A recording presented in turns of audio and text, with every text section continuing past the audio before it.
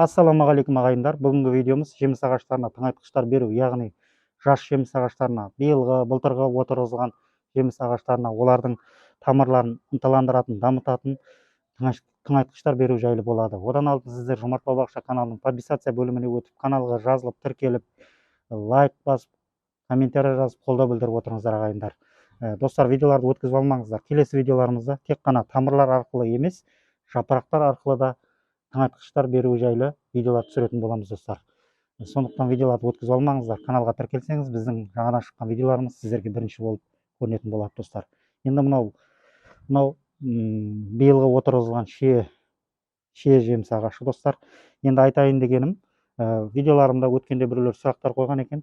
Ол биылғы отырғызылған жеміс ағаштарымыз жапырақ шығарып, сосын артынан сарғайып кетті, ары қарай дамымай, өспей, жүріппей тұр деп сұрақтар қойған екен достар. Соған байланысты енді видеолар түсіріп жатырмыз. Мынау енді биылғы отырғызылған шие жеміс ағашы достар. Енді бұны жеміс ағаштарын біреулер айтып жатады, арнайы дайындадым, астына шіріген көңдер салып, күзде дайындап, көктемде отырғыздым, сонда да дұрыс жеміс ағаштарым дұрыс дамымай, дұрыс өспей жатыр деп біреулер сұрақ қойып жатады достар.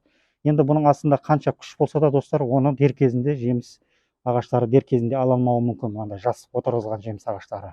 Себебі мына ауа райының қолайсыздығы, күннің күрт салқындап кетуі достар, немесе қатты ысып кетуі, сосын мына отырғызылғаннан кейін жас жеміс ағаштар мына жерге бейімделе алмай стресске түсуі, сондайлардың себептерінен бұл астындағы күшті, мына жеміс ағаштары, жас көшеттер астындағы күшті ала алмауы мүмкін.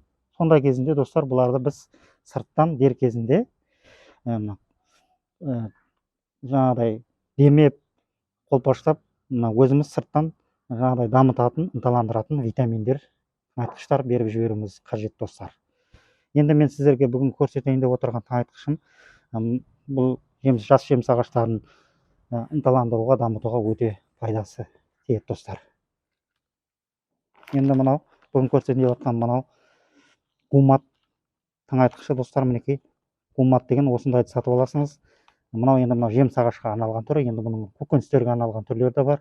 Ондай емес, осы жеміс ағаштарға арналған түрлерін аласыңыз достар, мінекей. Гумат. Бұл енді ұнтақ іші. Бұның енді өзім қолданып жүрмін, пайдасы өте зор достар. Тәжірибеден өткен өзім осындай жас жеміс ағаштарға, талдарға қолданамын. Енді мына 10 литр су достар, мейлінше жылы су болғаны дұрыс. 10 литр жылы суға бір чай қасықты еземіз. Енді мынау баклажканың қақпағы кәдімгі, енді бұл да бір чай қасық жобасында. Осыны саламыз. Жайлап шашып салған дұрыс. Бірден салып жіберсеңіз достар, түйіршік болып қалады. Жайлап шашып саламыз. Мінекей достар, бір чай қасық 10 литр жылылау суға бір чай қасық салып, жақсылап араластырамыз. Жақсылап араластырамыз. Өзі қою қоңыр түске енеді.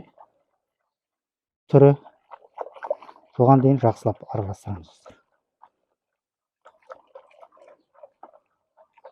Мінекей қою қоңыр түске енді. Енді бұл 15-20 минуттай тұрған жақсы болады достар. Енді біз алдынаға дайындап қойыппыз. Мінекей жарты сағаттай болды. Осыны құйып көрсетеміз достар. Дайындалғаннан кейін әбден араласқанша бір 15-20-30 минуттай тұрғаны дұрыс болады достар. Енді мынау жаңағы жеміс ағашы, бұл енді жаңа суғарылған. Енді әуелі суғарып, содан кейін құйып жіберсеңіз, ары қарай сіңуіне өте жақсы болады. Оның артынан тағы суғарып жіберсеңіз де болады, ертесіне суғарсаңыз да болады. Неге көріп тұрғаныңыздай, асты жұмсақ суғарылған.